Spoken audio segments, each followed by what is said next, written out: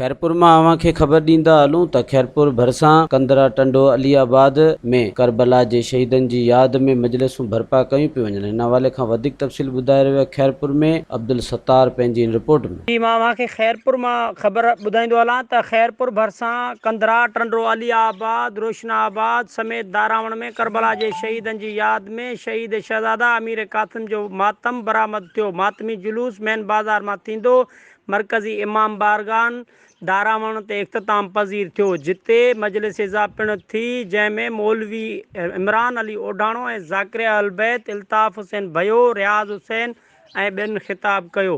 बाद में मेहंदी ऐं पग अमीर कासिम जी बरामद कई वई। ज़ंजीरनि जो मातम चाकुनि जो मातम पिणु थियो। मेडिकल कैंप पिणु लॻाई वई। उन मौक़े ते डॉक्टर मीर परवेज़ टालपुर ॻाल्हाईंदे चयो त खुंबे जे ॾींहं ते एम्बुलेंस न हुजण करे मातमिन ऐं ज़ंजीरनि ऐं चाकुनि सबबि बेहोश थींदड़ आज़ादारनि खे एम्बुलेंस न हुजण जे करे सख़्तु तकलीफ़ पेश अचे थी।